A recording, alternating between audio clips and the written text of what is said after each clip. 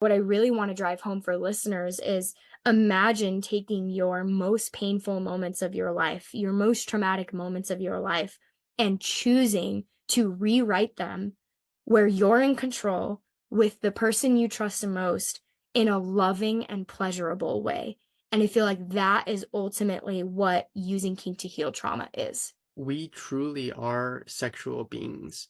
The culture and society that we live in has bred this really deep-rooted shame around sexuality that has hindered us as humanity and really taken us away from our power. Why don't we remove the shame and start looking at how we can harness this energy for deeper connection and love?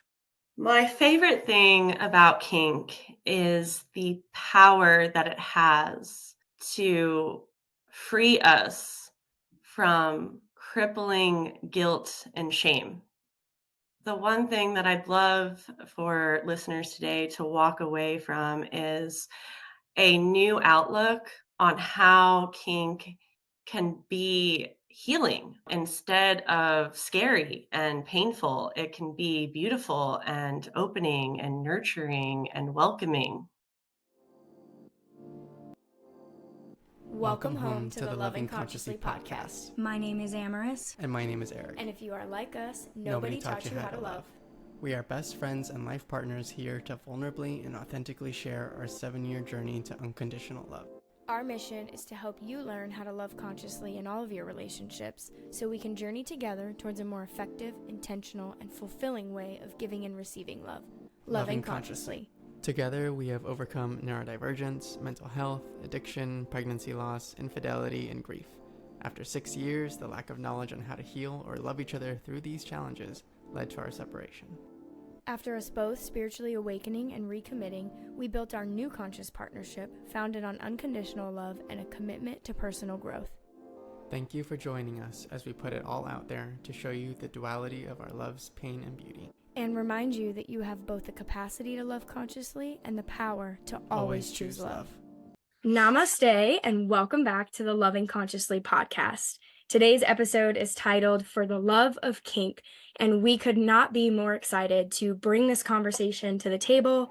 We have an amazing guest here with us today, Goddess Autumn, and we are going to talk about all things kink, spiritual kink, her journey, and really diving into using kink to expand love in your life, to heal trauma, and connect with your body, and all of these different things. Before we get started, we're all going to take a couple of really big deep breaths together, and we invite you to just close your eyes and join in 3 deep breaths with us.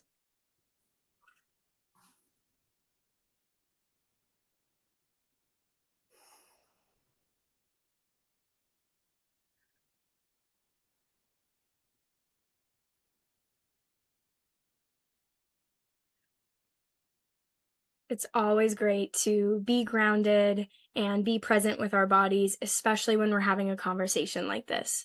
Before we get started into the content, I would love to introduce our guest today and give her some space to introduce herself. Goddess Autumn is a kink practitioner, a spiritual woman who is artistic and erotic. She is a great friend of ours and is extremely well versed in both the field of kink and spirituality and art and all of these things. Autumn, I would love it if you would tell our listeners a little bit about who you are and what you do. Thank you so much. I'm so excited to be here. I am a licensed massage therapist, a reiki practitioner, and a professional dominatrix and artist. I work with people in various ways to connect with their spirituality, uncover false truths about themselves, overcome that with confidence, and help people on their journey into freeing guilt, shame. I really love how you said freeing them from guilt and shame and helping them uncover the truth of who they are. That's so beautiful. And you wear so many hats. Today, we're going to focus really heavily on the kink side of things. It's something that is a big part of our journey. It's obviously how we originally met you. And I really feel incredibly passionately about the truth that kink can be an incredible healing modality for some really deep-rooted trauma. And so before we get into that conversation, I think a great place to start is telling our listeners a little bit about what kink is, because I think most people have a 50 Shades of Grey type image in their head, and it's not really mainstream outside of that. And so, for those who aren't familiar, can you share from your perspective a little bit of what kink is? Absolutely. I think that when people that aren't familiar with kink get an idea of what that is, they think of like leather, whips, chains, pain and suffering and sex. And that can be involved, but it goes beyond that. I would define kink as anything that extends beyond the norm of sexuality, what like society perceives as a norm in sexuality. So Mm-hmm. that can look like many different things. It can be extra sensual and nurturing and energetic using role play, mind control, and hypnosis. It can be ritualistic. It can be power exchange, any combination or number of those things. And it can extend as far as, as anyone's creativity can take it. I love that. Yeah, it really is so vast. I feel like we could probably do several episodes on the plethora of options. And something we just talked about in the episode we released last night about ethical non monogamy was about how the options are infinite because we're the creators of our reality. And so you get to choose your own flavor, you get to create what works for you. I would love to dig in and go deeper than this base kink question and ask you, what is spiritual kink?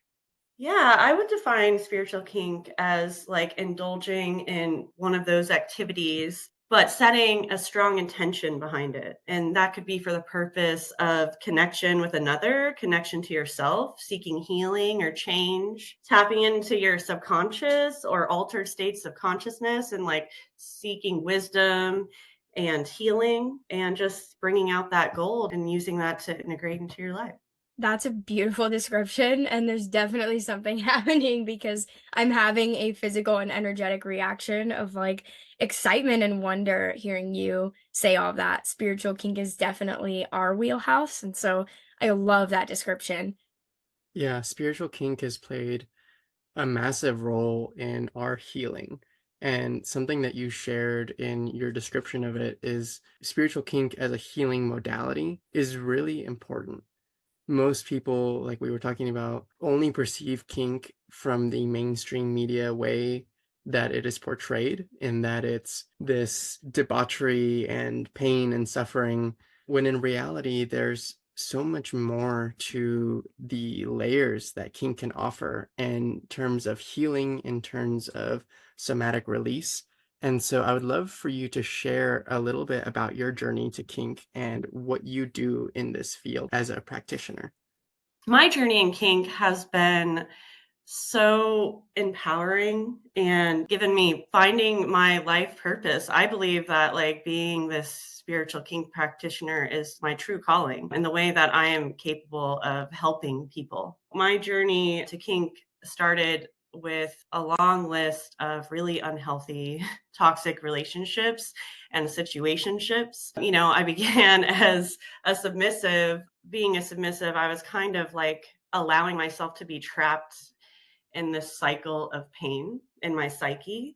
And it's not something that was truly fulfilling for me. It was almost as if I was like punishing myself. And it was in this journey through self discovery and healing and therapy and uncovering my truths and unhealthy patterns when kink appeared in my life in a new way.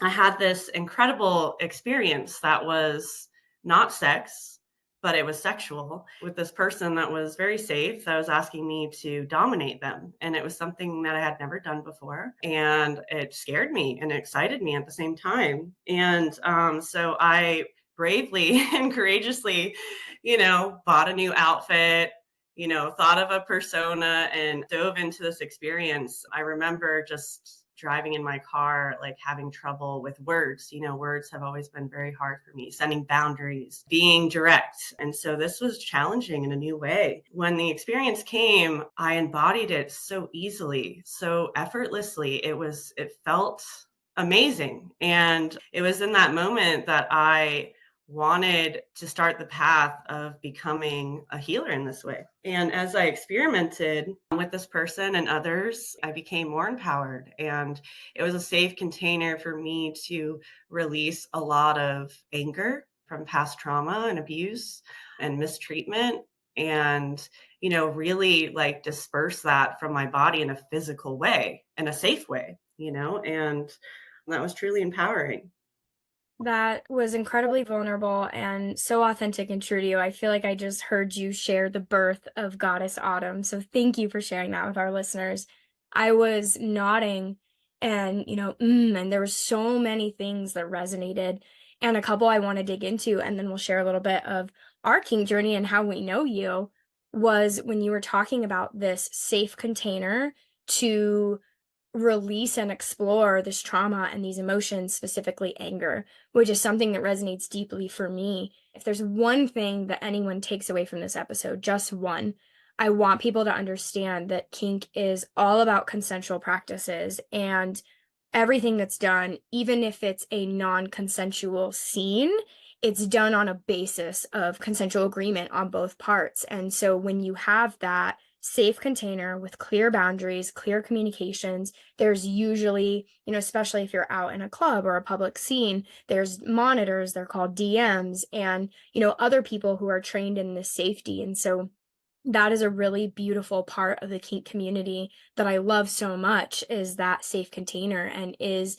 that understanding that we are exploring trauma. We are exploring these roles. We are exploring some really deep parts of the human psyche, and that should be done with care. And having that space for that to be done with care has been incredibly healing for me. Yeah, and another basis of kink is that it is structured. And the beautiful part of that is that we're able to create these safe containers in a structured way to achieve healing, to achieve a goal, right? We work together as partners in the kink journey or whoever we're interacting with to dive deep into our subconscious and face the shadows that we are looking to work through at a conscious level. Also, too, it's not all like serious inner work and shadow work, right? Like it's fun and it can be and is pleasurable as well and silly. There's a lot of people who their version of kink is like costumes and it's just so diverse and I really love it. And I just love this portion of healing so much. I'm fascinated with the potential. And another thing you said I really want to call out is that the more that you tried this on, and the more that you played this role that's now, a part of who you are, being a professional dominatrix, being a professional femdom is what it's called, you felt more and more empowered. And that is the purpose of kink is to empower us, to help us step into that power, step into our light. And it's not something that's super easy to do, right? Like you said, words were tough for you. It was really uncomfortable at first. And look at you now, all these years later. Absolutely. I think that, as you said, like kink isn't always the shadow work. A lot of that was part of my journey, but a lot of what I do for others is, reclaiming your innocence and allowing yourself to play. I think as adults, we're taught like everything is so serious and you shouldn't be acting like that. You shouldn't be giggling. You shouldn't be dancing around. And I think that kink is a great way to allow that inner child to still play in a safe way. Ugh, we're like over here fighting for who's going to answer to this because we both are having massive thoughts.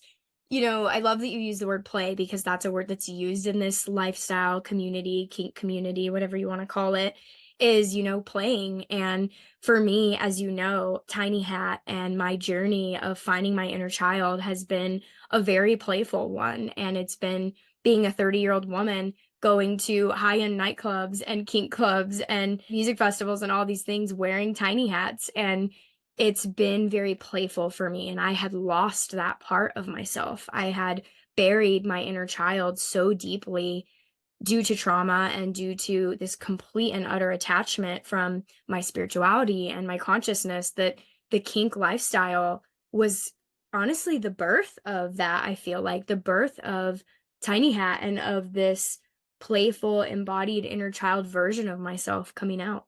Yeah, it's that structured space of non-judgment and unconditional love that exists within kink allows for our authentic selves to really shine forward. When everybody is out there living their most authentic self, no matter how weird or how dark or how light or intense it may be, everybody there is there from a pure place of just their authentic self, their expression. When we went to Kink Fest, which is this kink festival in Portland, Oregon, there's a time at the end of the festival where everybody can play in the dungeons. And there's these sectioned off areas, and each one was like a window into the soul of the Mm. couple or group that is playing there. Each one is unique in their expression of love or intimacy or vulnerability, whatever they may be working through. And it was just amazing to be able to see all of these authentic expressions being shown in this space, completely different from one another, but yet accepted by all. Yeah, Kink Fest is Absolutely. wild. Yeah.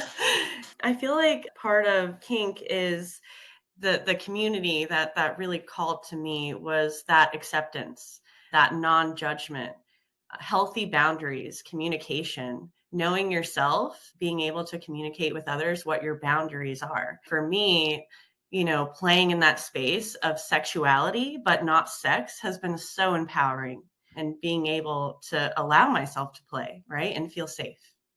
I love so much. I wish they could see my face right now. I'm like, oh, that's so good.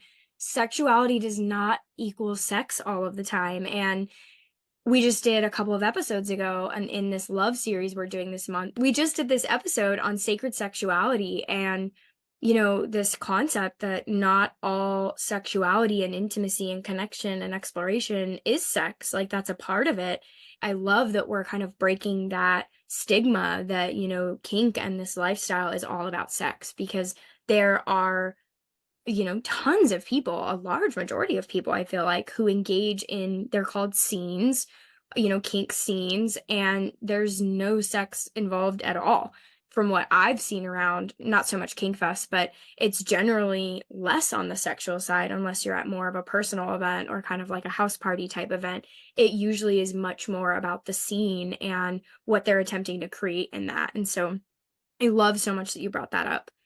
I want to talk a little bit more about common misconceptions and some of these things that people may have fears or judgments or reservations on kink. But before we do that, I'd love to share our journey because we've never shared it. And I think it's important. This podcast is founded on vulnerability, and you have been a part of that journey. You've seen some of that journey. And I think you also will have really great insights on these things. Our kink journey started in summer of 2022. So, I mean, in the realm of our lifestyle journey, which is almost 5 years in now, we're babies in the kink scene. And we kind of stumbled upon it on semi-accident. We had an individual in our life who invited us to I don't even want to say circus house party because it's never going to do justice. I know you know what I'm talking about, Autumn. It's an Yeah. extravaganza, and, this Mhm. person's kink is the circus, and so they literally build and create, I mean, from carnies walking around with treat baskets to a trampoline to clowns and I mean, the whole 9, like, it's a circus, but it's kink themed, and we kind of were just like, "Oh, I don't really know what this is." Like, I've heard the word kink. I never went to the kink club in Portland. We just kinda stayed away from that, not because of any negative reason, it just didn't call to us. And I think just like everything in life, right? Things come to you when the time is right and when you're ready and when you need it most. And so we went to this house party and immediately we're like, I can't. I have to say the words, like, "Holy fucking shit. What is this thing that we know nothing about and that is, like, so exciting and weird and strange and fun and terrifying?" And I want more. And we went, as with all things in our journey and our story, sprinted, right? And just went deep into it. And for us, our kink journey has been very personal. It's been very intimate. Other than like being in social settings, it hasn't involved others very much. And we've played a lot with using, especially impact for somatic body healing. And we've played quite a lot with power dynamics. And the first portion of our journey was very much, I put on the collar because that is what I thought you did, right? Like, I'm the woman, he's the man, so I should be the submissive. And we learned really quickly that that didn't resonate for us. It didn't feel authentic for me. I'm a very dominant, independent, strong-willed woman, and Eric very much likes to be cared for and nurtured, and was really at that time through, his addiction and everything, kind of seeking that safe container to not be in control and to surrender and submit. And so the femdom scene kind of really became our home for a while. And, it's interesting this last 6 months being on the road, we obviously can't go to kink clubs anymore. We're not in Portland anymore. And we've kind of lost that community aspect. We have gone in and out of having this dynamic. We go back and forth. There, he's the dom, I'm the dom. It's not really as rigid for us anymore, but we still really deeply hold and honor the value that this has. And when one of us is either really struggling or really deep in suffering or really deep in processing something, we immediately both go to kink because it's such a beautiful modality. Kink really ties into the concept of sacred sexuality that we've already covered, which is the fact that it is a really dynamic and fluid modality within our relationship that we can use to ground and heal and connect. What's been very empowering for the two of us, you mentioned it briefly during your explanation of our journey through kink, the idea of submission and power dynamics allow for you to really let go and face things that you otherwise wouldn't necessarily have the strength to do on your own. And by giving that power away to somebody that you trust and empowering them to guide you to healing, that gives you the opportunity to really just be present with yourself, be present in your body, and allow them to take the lead and kind of guide you in a direction that maybe you hadn't thought of before, to circumvent the ego and the way that it really can take a hold of our minds and make us blind to things that other people may be able to see, especially our romantic and intimate partners. And so for our journey, when I was in the throes of my addiction, a big part of that was an unhealthy relationship with the femdom scene and femdom hypnosis, in which I've talked about it a little bit, but it was very much a I take your energy and you receive pleasure dynamic. And there was an addiction to that release of the energy. And by transferring that exchange of power to my partner, what I was able to achieve was essentially giving that power away to somebody that I knew had my best interest in their heart. And by doing that, and by doing that from a place of vulnerability, it then created trust in my partner to say, oh, wow, my partner has been struggling with intimacy, and now they're making this big step to be vulnerable and submit and trust me. And so then that automatically opened your heart and allowed you to really step into the role of healing within yourself. And recently, we've been playing with a different dynamic in which I take the lead and you submit. And there's a lot of healing there because in that, I'm able to then create that container and guide you in a direction that maybe you hadn't seen before. And when we commit to this idea of surrender and really fully commit to it and let go, magic can happen because you essentially put your ego and your mind out of the driver's seat and you allow your intimate partner to come in and guide you to healing. I think that's truly beautiful, and there's something very freeing about being able to trust someone on that level. I think that, giving that kind of submission and allowing someone to guide you that deeply is a beautiful way to strengthen that relationship between your mind, body, and spirit. Not only your connection with the other person, but you get to be present. You get to turn off that anxiety, that ego, right? And you get to just be in the moment and have that experience. Absolutely. Yeah. And we'll get into more examples in this last section when we talk about using kink to heal and all of these things. I also realized I didn't share how we know each other. And I'm kind of sitting here trying to think back on when we officially formally met. It was really early on in our kink journey.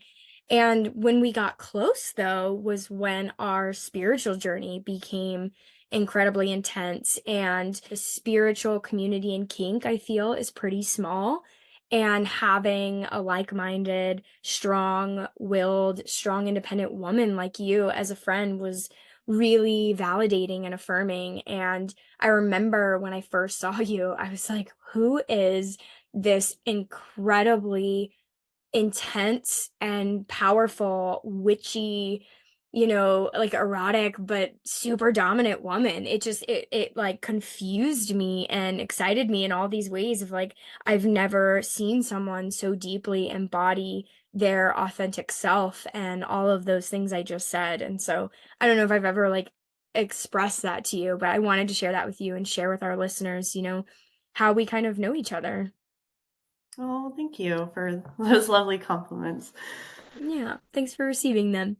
Well, I would love to dive into, and I don't have anything particularly in mind. We can just kind of see what is co-created here. But I imagine a lot of people have misconceptions about kink. They have fears about kink. They have judgments. Those are kind of the three words that keep floating to my mind. What do you think are some common ones that you see or hear or have experienced in your professional career with kink, and how we can kind of start to rewrite that story? Yeah, I think that one of the biggest fears is that it will be painful, or intense, that, there'll be a lack of boundaries or boundary pushing. A lot of my clients, when they come to see me, they're very nervous. They're afraid. They think that they're kind of stepping into my show, right? And really I'm there to provide an experience for them. I'm not here to give them my experience. I listen deeply to what they're looking for and how they want to feel and what they want to experience. And I use my intuition to help me guide, as well as their reactions to help me guide a safe and positive experience for them. I love so much that you just said it's not about your experience. It's you're there as a professional. You're a healer. This is a healing modality to help your client, right? This is like a professional exchange, work through and or experience or achieve whatever they're needing to achieve. Absolutely.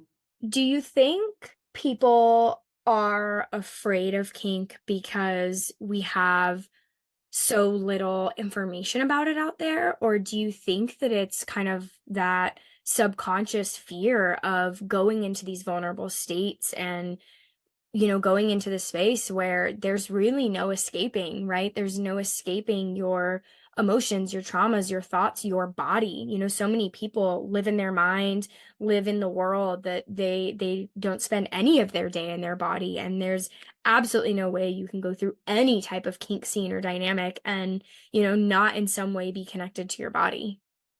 There is a lot of like negative stigma surrounding kink and sexuality in general.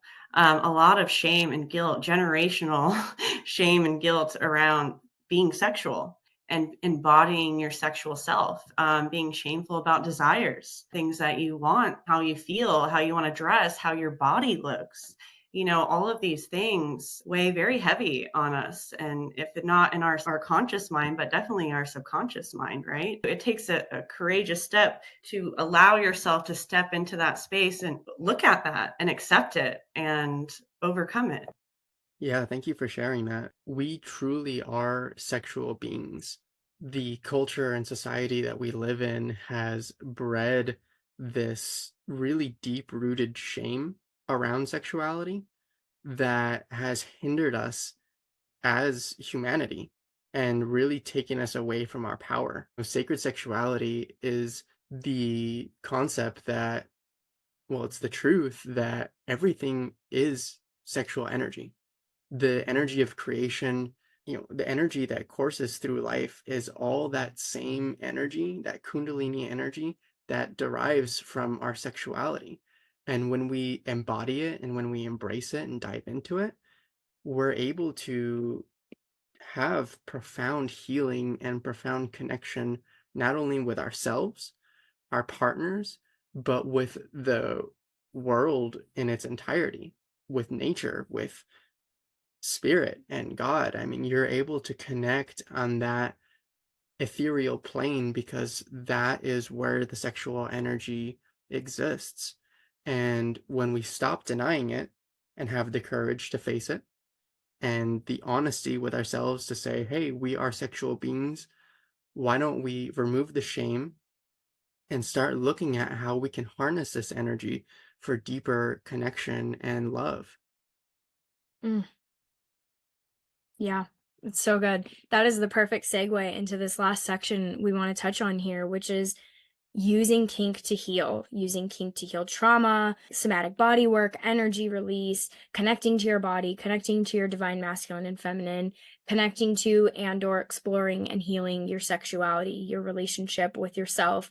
The list goes on. And I would love if you could share a little bit about that holistically. Like, how does that work? How do we use kink to heal? How do we use kink as an intentional modality to dive into these topics? As I stated before, being a Reiki practitioner and a body worker, I feel that being a professional dominatrix is the same language and a different tone. When I use kink as a modality of healing, that can look, so many different ways. But some good examples are like, using rhythmic flogging to kind of disperse energy through the body and put you in a trance like state. Using rituals to help set intention, call forth a certain part of yourself that you want to explore. And also, using that ritual to close the book so that you don't leave in a vulnerable state. Allowing yourself to play and heal, as we mentioned, using breath work and breathing. Intentional pain can also be a form of healing for some people, pushing yourself beyond a limit that you thought was possible, having a healthy outcome on the other side of that with aftercare and boundaries that you place to make yourself feel safe. It can be very relaxing if you're, in a more sensual state, using energy work and heat and cold and sensations to kind of be in your body and connect with that part of yourself. It's very familiar to us who are part of the kink community, but could you go a little bit into detail about what a scene is and how you create a scene with your clients to really work with them and heal whatever it is they're trying to address? A kink scene is a planned experience that is negotiated between individuals. It could be two individuals, it could be several individuals. Planning an activity with some sort of outcome or sensation or thing that you're trying to achieve. For a lot of my clients, they come with a bit of curiosity. And so, we always sit down to negotiate our scene or our session, you could call it, and plan of, what you want to experience, how you want to feel, what boundaries are, physical boundaries, emotional boundaries, and leading them in that experience and allowing their reactions to guide the experience. And when you negotiate a scene, it's all about consent and boundaries, and also being able to stop that at any time, knowing, feeling that maybe you changed your mind. That's always okay. One thing that's really empowering about kink is boundary setting. Scene can be in a professional setting, It can also be in a club, right? Or a party where it's more casual, and some people that have, know each other or have just met even can negotiate and talk about what they're looking for and what they want to do and what their boundaries are to have that experience. Yeah, I think two things. One thing we haven't even mentioned that I absolutely has to exist in this conversation is having a safe word. You were talking about that process of you can change your mind at any time.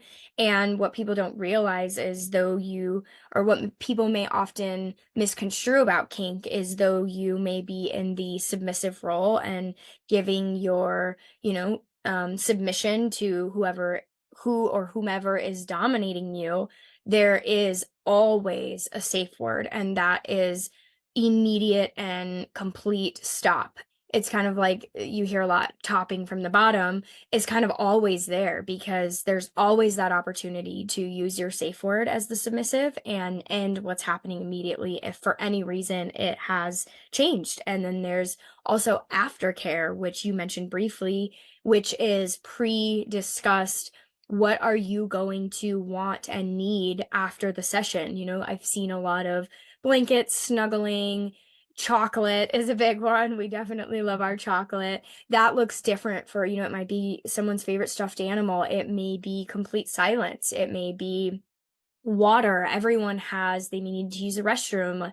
Everyone has their own type of aftercare and it's different for every scene. And so, those are two really important aspects as well of negotiating a scene. Another thing looking at here is kind of using kink to heal trauma specifically because that has very much been our journey. And I'd love to give a few examples and, you can share your thoughts on those and give other examples you have either personally or clients, whatever you feel most comfortable with.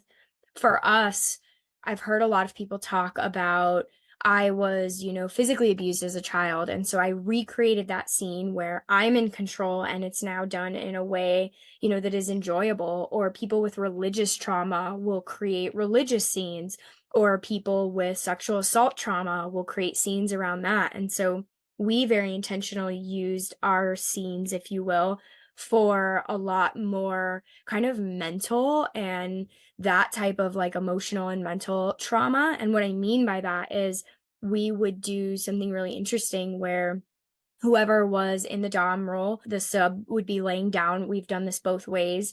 And we would kind of work through a very intense verbal and impact scene where, for example, if like I was in the dom role, I would say, have him talk about like what emotions were coming up. And it was usually shame.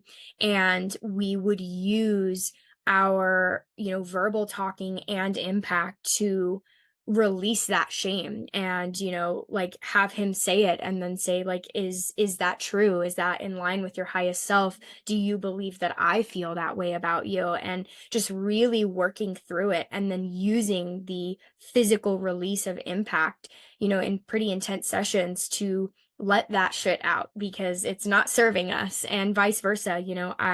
We did a really intense scene around a lot of things that one of my parents said to me growing up, really deep, impactful, verbally abusive things to me. And so we're in the scene and I was just like, I wish I was never born and things like this, and, that I'm a mistake and all of these limiting beliefs I was harnessing and then using impact to release that and having my, at that time, him, my dom, reinforce this love and this safety.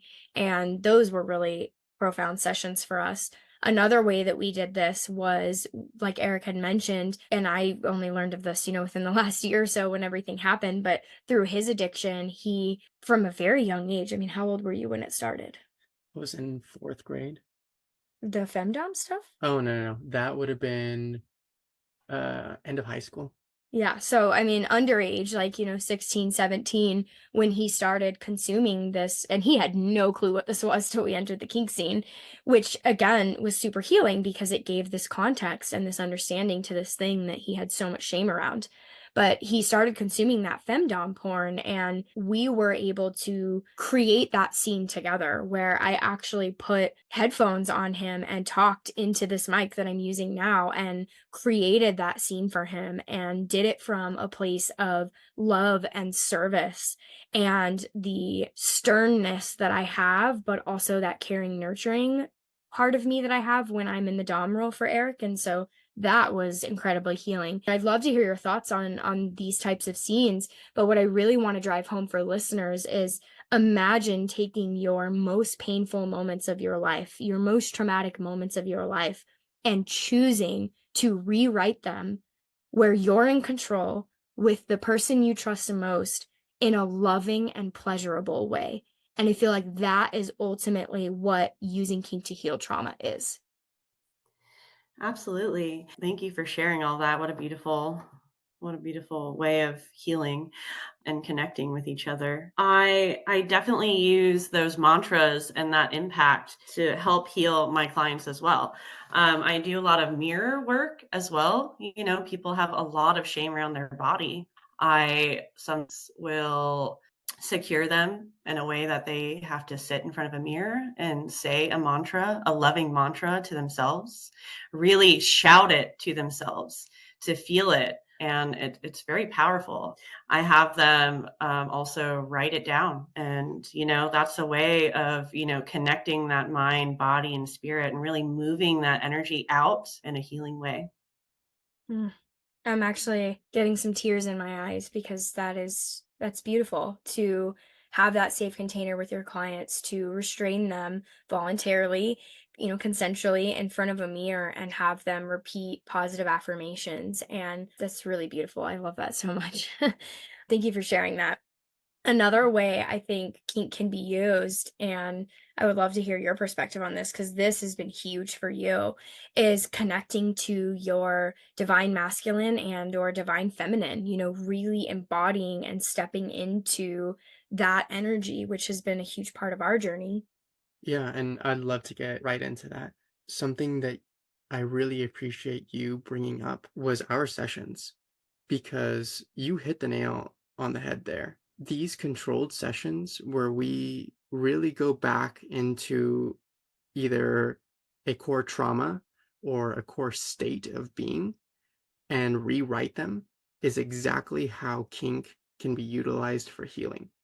For me, it was shame at the core of the addiction, and embodying that shame within us, really what that is our mind beating us up and torturing us. When we create a scene with our loved one where they can then use physical impact to transmute that shame and give it an outlet, right? Because when we have that shame in our brains, it has nowhere to go. It just circles around and circles around and circles around because we won't ever release that attachment to that shame unless we are consciously aware of it and make that decision for ourselves. When we are in a scene and we allow our partner to somatically release it, like you said, we're giving it an outlet.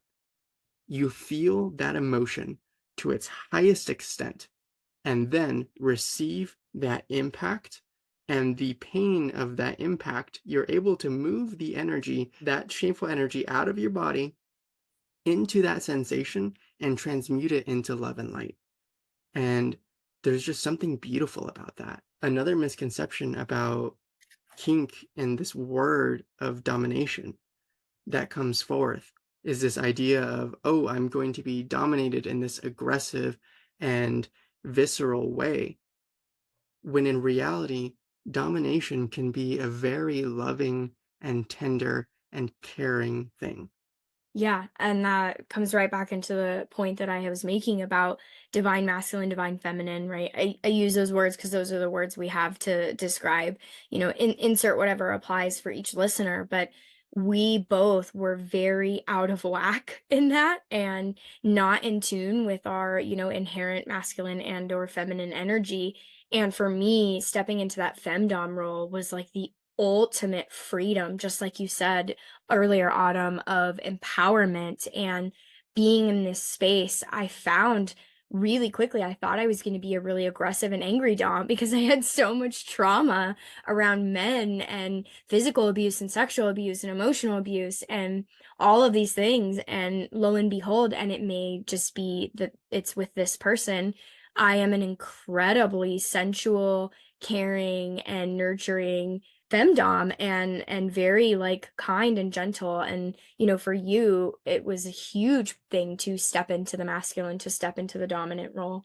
Yeah, I mean, the divine masculine and feminine aspects of ourself tend to be unbalanced.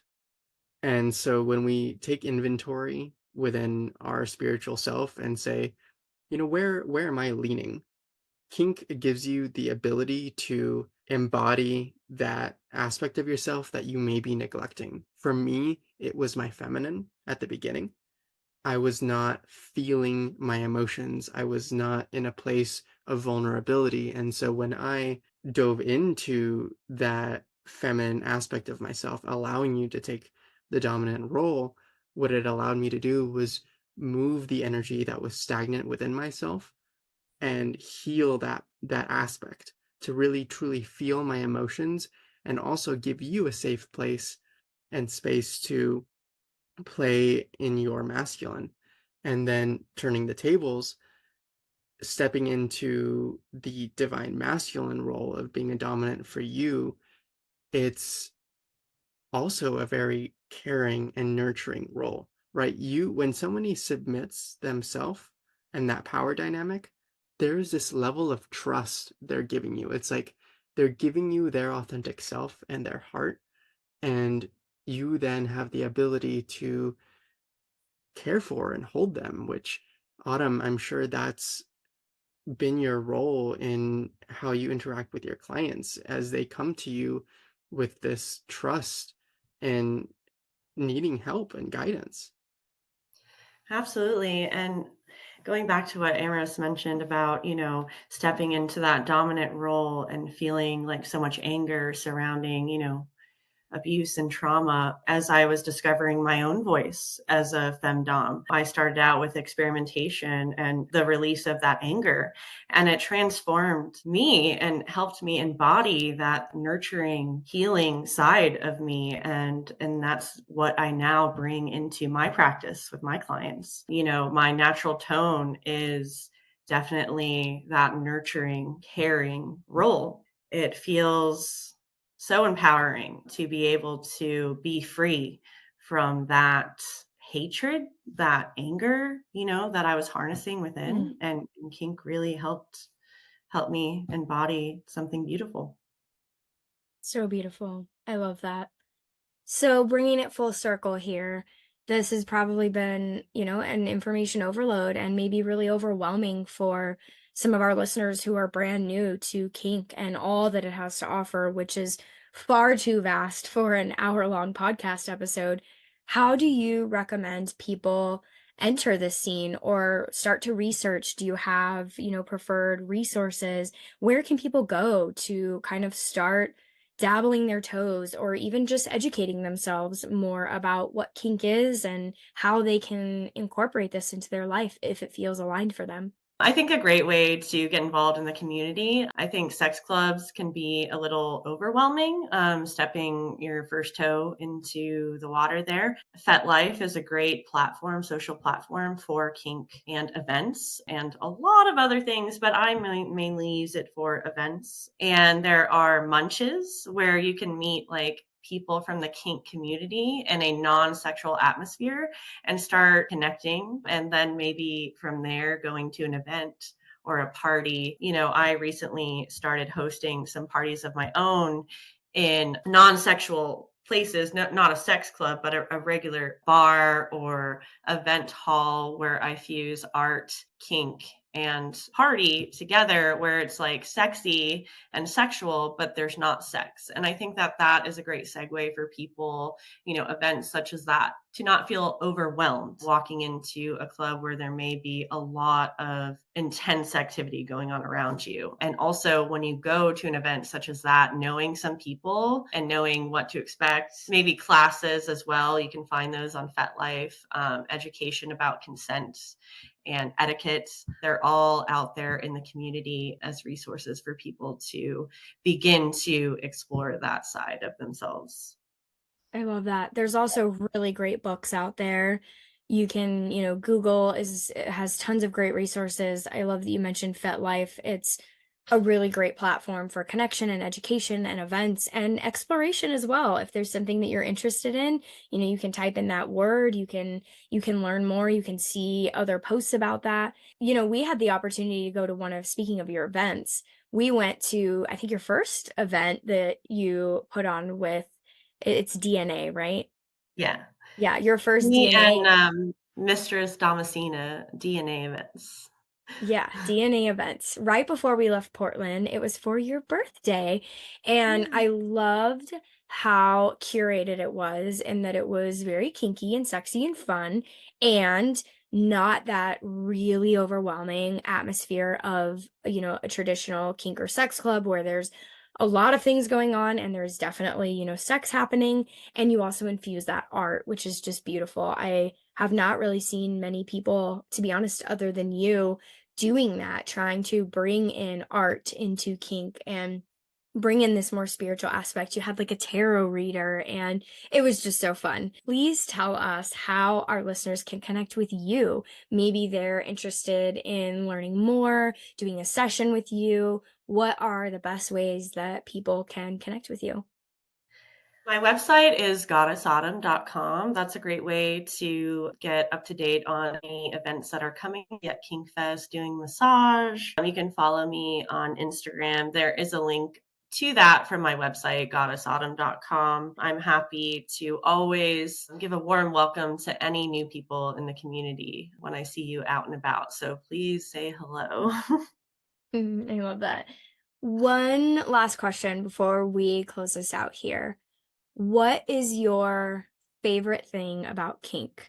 And or preferably what is one thing that you want people to walk away from this episode with about kink? My favorite thing about kink is the power that it has to free us from crippling guilt and shame. And the one thing that I'd love for listeners today to walk away from is a new outlook on how kink can be healing instead of scary and painful. It can be beautiful and opening and nurturing and welcoming. Mm, I love it. You said that so well.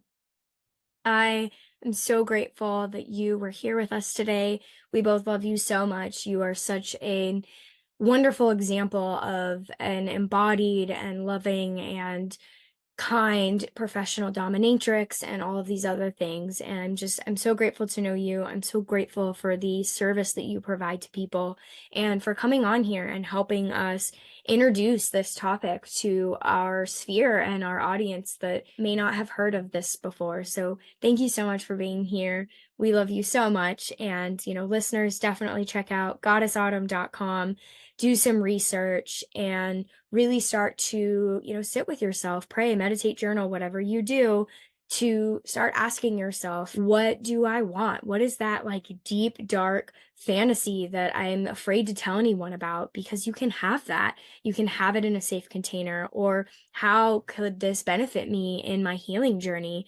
I'm ready to step into my power, or I'm maybe ready to, step out of my power for a little bit and use that as a healing mode. So I would just really encourage listeners to sit with how you can make this work for you.